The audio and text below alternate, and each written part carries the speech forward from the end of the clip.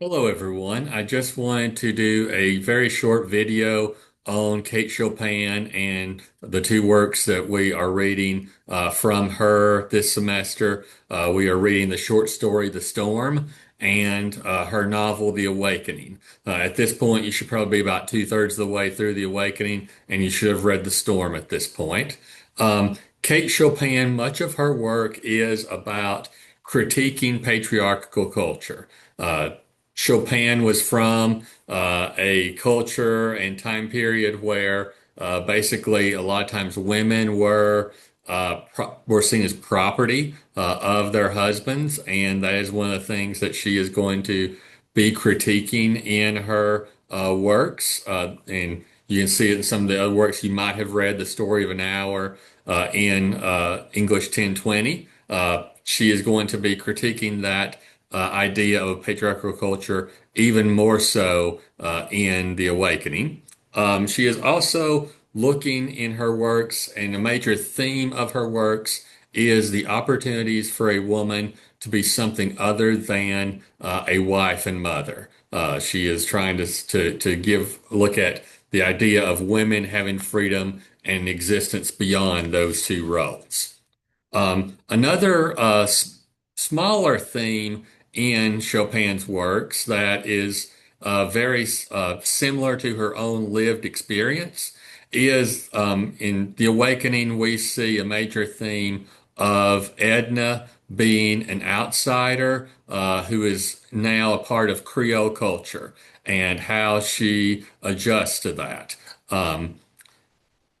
Kate Chopin was married into Creole culture for a while until her husband's death. It was something that was a new experience for her.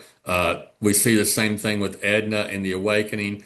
She finds the Creole culture much different than the culture that she grew up with in Kentucky and Mississippi. Edna came from a Presbyterian family, and the Creole culture is much different for her.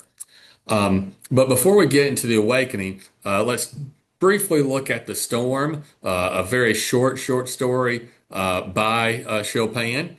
It was not published in her lifetime, and that was largely due to how The Awakening had been received.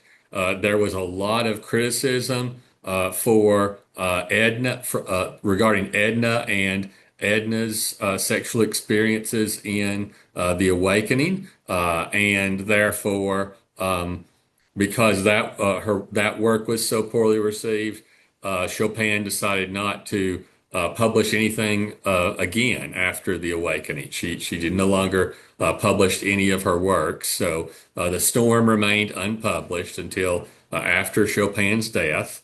Um, the main character in The Storm, Calixta, is like Edna. She is a woman who ultimately has an affair. It is not as planned out as Edna's is, but we are more, we see it more on the page in its occurrence. And Calixta is basically described as a sexual being, which would have been something that would have been scandalous during that time period for a woman in literature to be depicted as. We see this on page 572. When we read The Storm, it refers to her, it says, if she was not an immaculate dove in those days, she was still inviolate. That is the description that is given to her about what she had once been, but now it says a passionate creature, and kind of the distinct differences that we see in the short story between when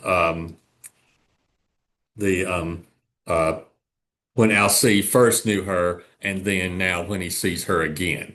Also,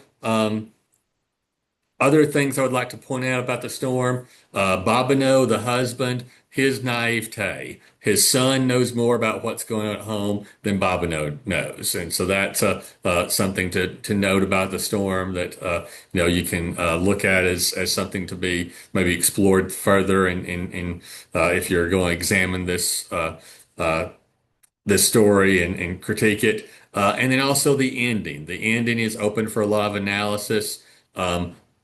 I think for Calixta, this affair is probably over, but it doesn't seem to be the same feelings from Alcee. What does that mean for those characters moving forward? And Bobineau's complete ignorance of everything. There's kind of an open ending there as to what are going to be the ramifications of this metaphorical storm, as the affair is alluded to there in the short story.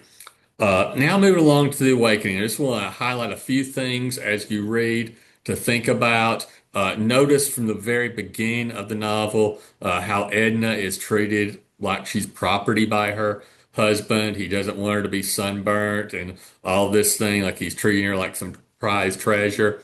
The two of them are on vacation. They are away from New Orleans. Eventually, you probably should have gotten at this point to the point in the novel where they've returned to New Orleans, but they're on vacation initially in the novel. They're there at Robert's family's resort that his mother runs. She has kind of this notable friendship with Robert. If you look on page 589, Robert. He has a tendency to pick a woman every season that he kind of dotes on, that he basically kind of has a flirtation with. And he is advised on page 589 to leave Mrs. Pontellier alone because she is going to receive it differently than the other Creole women. So that's something that is notable there. It kind of shows us not just Edna and Robert's relationship, but also how Edna differs from the other women there. On page 580, early on in the novel, it mentions that Mrs. Pontellier, Edna, was not a mother woman. Again, we're looking at that theme that Chopin has of women having an identity beyond just being a wife and mother.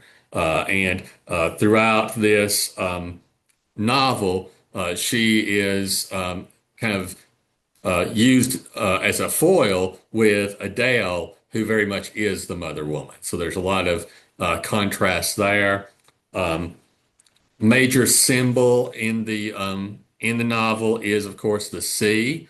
And notice how the voice of the sea is mentioned in several parts of the novel very early on. That's going to be very important, as well as that scene in her memory of the meadow and the expansiveness of the meadow back home in Kentucky.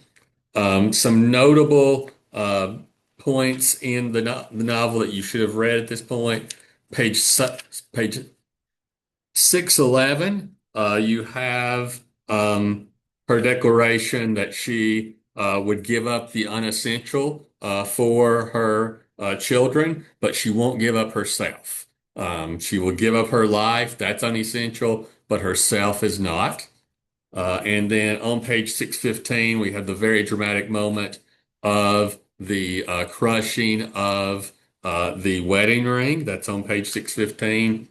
Uh, and then, as you should be probably about two-thirds way through the story at this point, the novel at this point, I would pay attention to the introduction of Dr. Mandalay and his influence on the story and the role he plays in Edna's life in the story. And then, of course, we are also going to have just recently, if you're reading along, and have gotten to page 639, which is the two-thirds point of the novel, you should have at this point been introduced to Alcee Arabin and his character that's going to be very important. So we will be reading more of Kate Chopin's The Awakening at the beginning of next week. So that's all for now. I will try to have another video up soon. Thank you.